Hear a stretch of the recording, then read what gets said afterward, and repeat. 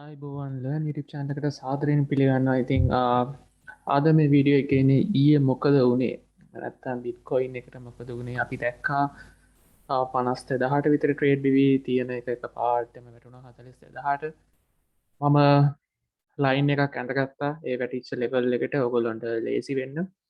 ඉතින් මම days chart එකක් දාලා තියෙනවා. ඉතින් අපි පහුගිය කාලෙත් එක්ක බැලුවොත් බලා ගන්න පුළුවන් 42,000න් මේක උඩට ආයි බවුන්ස් වුණා. අපි හිතුවේ ගොඩක් කට හිතුවේ මාකට ක්‍රෑශ් වෙයි කියලා. විශේෂයෙන් මේක අපි සාමාන්‍ය මාකට් එක බෙයා ට්‍රැප් කියලත් කියනවා. ඒ කියන්නේ ලොකු ලොකු ඉන්ස්ටිටියුෂන්ස් වලට මාකට් එකට එන්ටර් වුණාම සෙල් ඔෆ් ප්‍රෙෂර් එකක් දීලා ලික්විඩේෂන්ස් වැඩි කරන්න කට්ටියව මේ අපරාණ ප්‍රයිස් එක අඩු කරලා ඒගොල්ලෝ එතනින් මාකට් එකට එන්ටර් වෙනවා. මොකද උඩින් ගන්නට වඩා ලාභ නිසා ඒගොල්ලන්ට පල්ලෙහාන් ගන්න එක. ඉතින් ඕකත් හේතුවක්. ඉතින් මේ වැටිච්ච ලෙවල් එක දිහා බැලුවොත් අපි පහුගිය දවස් එක්ක බැලුවොත් මේක කලින් රෙසිස්ටන්ස් එකක් විදියට කරපු ලෙවල් එක තමයි බවුන්ස් වෙලා තියෙන්නේ. ඉතින් ඔයගොල්ලෝ බලා ගන්න පුළුවන්. මෙතන රෙසිස්ටන්ස් එකක් වෙලා තියෙනවා ජුලයි වල. ඊට පස්සේ සපෝට් එකක් විදිහට ඉඳලා තියෙනවා අපේ පෙබරවාරි අපේ බුල් රන් එකේ ඉනිෂියල් ස්ටේජ් එකේ මාර්තු පෙබරවාරි අතර සපෝට් ලෙවල් එකක් විදිහට. ඉතින් මේ පාර සපෝට් ලෙවල් එකේ හිටියා. දැන් ඉතින් ප්‍රයිස් එක ආපහු ටික ටික උඩට යනවා. ඉතින් අපිට හරියටම කියන්න බෑ. ඉතින් මේක තමයි ක්‍රිප්ටෝ වල තියෙන අවිනිශ්චිතභාවය. කොයි වෙලේ මොකක් වේද කියලා කියන්න බෑ. ඉතින් සාමාන්‍යයෙන් මාකට් එක ගැන ගත්තොත් මේ විදිහට වෙච්ච එක ගැන සතුටුයි. මොකද මාකට් එකක් මගේ කලින් වීඩියෝස් බලලා තියෙනවා. මෙහෙම කෙලින් උඩට යනවට වඩා මෙහෙම ටිකක් පල්ලෙහාට වැටි වැටි යන එක ඇත්තටම මාකට් එකට හොඳයි. ඉතින් මෙච්චර වැටෙයි කියලා හිතුවේ නෑ. මෙහෙම වැටිලා අපහු එතනින් මේ විදිහට ටික ටික යන එක අපි ක්‍රිප්ටෝ වල නෙමෙයි ස්ටොක්ස් වල ඕනම මාකට් එක අපි ඒක දකින්නේ හෙල්ති මාකට් එකක්. ඉතින් මේ වැටිච්ච එකේ පොඩි මාකට් එකේ හෙල්ති ලුක් එකක් තියෙනවා නැතුව නෙමෙයි. මේකෙන් ගොඩක් පාඩු වෙන්නේ නැති ෆියුචර්ස් කරපු කට්ටිය හිටියනම් මම ඒක තමයි නිතරම කියන්නේ.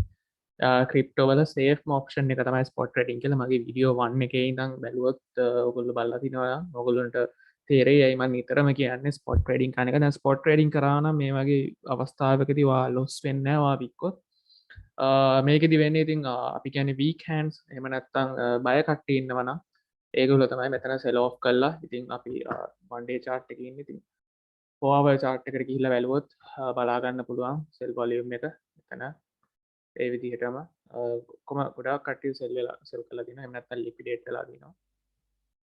ඉතින් ඊයේ කියන්නේ අපි නිවුස් එක බැලුවොත් වැදගත් දවසක්. විශේෂයෙන් එල් සල්වඩෝ අපි දන්න විදිහට බිට්කොයින් ඒගොල්ලෝගේ නැෂනල් කරන්සි එක කරන්න ඊයේ තමයි ගියේ 30ක් USD 30ක BTC අරගෙන සපෝට් කරන්න කියලා ප්‍රෙසිඩන්ට් මැසේජ් එකක් දාලා තිබි. මේ වගේ ක්‍රෑෂ් එකක් ආවේ කොහොමද කියන එක ගොඩක් ප්‍රශ්න. ඉතින් නිවුස් බැලුවම අපි කලින් ඉඳන් දැක්කා IMF ඉන්ටර්නැෂනල් මොනිටරි ෆන්ඩ් එක නිතරම ප්‍රෙෂර් කරා එල් සල්වඩෝට මේක සාර්ථක නෑ සපෝට් කරන්නේ නෑ කියලා. ඉතින් නිවස් බැලුවොත් කිව්වගේ මේ ක්‍රෑෂ් එක අන්එක්ස්පෙක්ටඩ් ඒ වුණාට IMF එකේ ඉන්ෆ්ලුවන්ස් එකක් තියෙනවා කියලා ගොඩක් කට්ටිය රිපෝට් කරලා තිබ්බා. මේ ඉතින් ඒක අපිට දැනගන්න පුළුවන් වුණා. එල් සල්වඩෝර් ප්‍රෙසිඩන්ට් බිට්කොයින් එක ක්‍රෑෂ් වෙනකොටම ට්විටර් එකට ඇවිල්ලා දාලා තිබ්බා මේ thanks for the dip IMF news we saved million in printed paper කියලා. මේ ඉතින් කෙලින්ම බය නැතුවම ප්‍රකාශයක් කරලා තිබ්බා. ඉතින් එයා ඩිප් එක ගත්තා කියලාත් දාලා දිනවා 150 new coins added කියලා. ඉතින් ගොඩක් මං කිව්ව විදිහට අර මම මුලින් කතා කරේ ඉන්ස්ටිටියුෂන්ස් කරන දෙයක් තමයි පුළුවන් තරම් ඩිප් එකෙන් ගන්න. වීක් හෑන්ඩ්ස් සෙල් කරනකොට මේගොල්ලෝ ඩිප් එකෙන් ගන්න. ඉතින් මේ ආටිකල් එක ගැන කතා කරන කලින් මම ස්ටැට්ස් වගේක් කියන්න කැමතියි. මාකට් එක මෙහෙම තමයි. ඉතින් ඔයගොල්ලෝ සල්ලි ෆියුචර්ස් කරලා ලොස් වුණා නම් වැඩි හිතන්න යන්න එපා. ඕක තමයි මාකට් එකේ ස්වභාවය. ඉතින් මේකේ වැදගත් ස්ටැට්ස් ටිකක් තියෙනවා කියන්න. එක පැයකදී ඩර් බිලියන 2.6 ට්‍රේඩර්ස්ලගේ කැපිටල් ලික්විඩේට් වෙලා තියෙනවා ඊයේ මේ ඩ්‍රොප් එකත් එක්ක. ඊට පස්සේ ගත වෙච්ච පැය 24ට එක්ස්චේන්ජස් වලින් ඩොලර් මිලියන 3.54 බිලියන් US ඩොලර්ස් ලික්විඩේට් වෙලා තිනවා. පැය අන්තිම ගැතුණු පැය 24 දී ට්‍රේඩර්ස්ලා 3,30,243 දෙනෙක් ලික්විඩේට් වෙලා තිනවා. ඊට පස්සේ මේකත් තව වැදගත් පොයින්ට් එකක් ලොකුම සිංගල් ලික්විඩේෂන් ඕඩර් එක වෙලා තින්නේ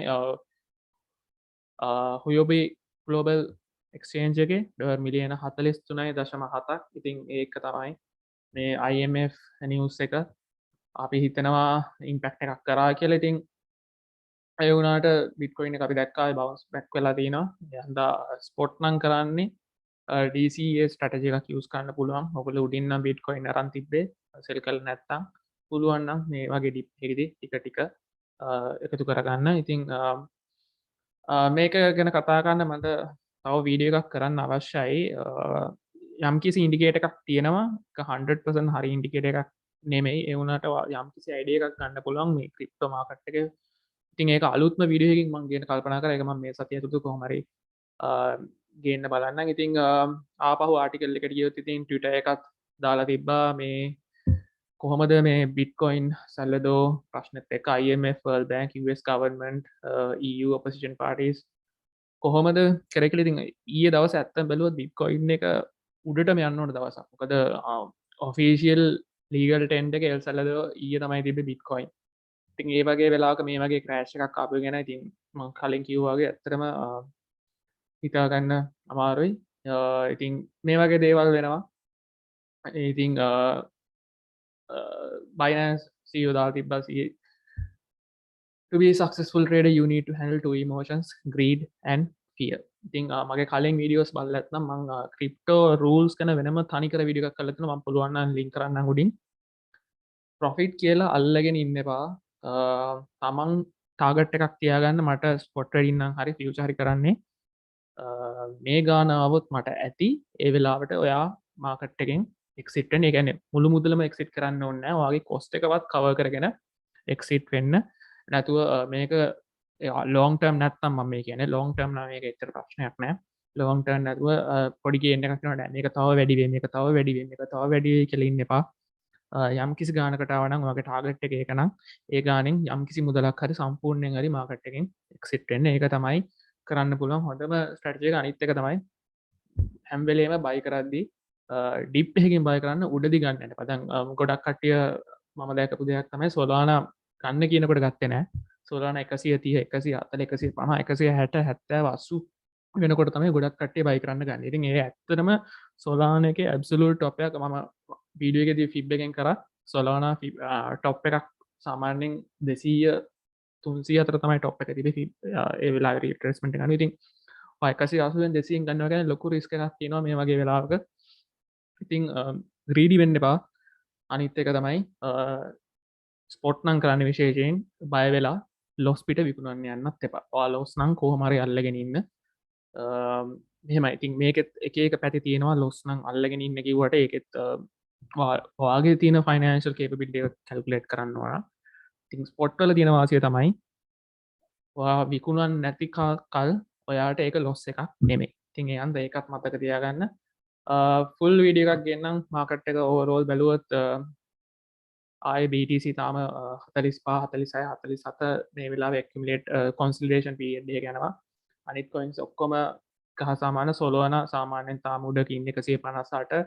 මම හිතන්නේ හොඳ තැනක් මේන්ටේන් කරනවා. ඉතින් බිට්කොයින් ඉතීරියම් පල් හැඩලා තිනවා. ඉතින් මම වගේ නම් කරන්නේ යම් මුදලක් අතේ තියෙනවා නම් සුළු ගාණක්. මම කියන්නේ අතේ තියෙන සල්ලි ඔක්කොම ගන්න කියලා. පළවෙනි টপ 2 කොයින්ස් පුළුවන් විදිහට චුට්ටක් ගන්න. මොකද මට තාම හිතෙනවා අපි බුල් රන් එකේ ඉන්නේ.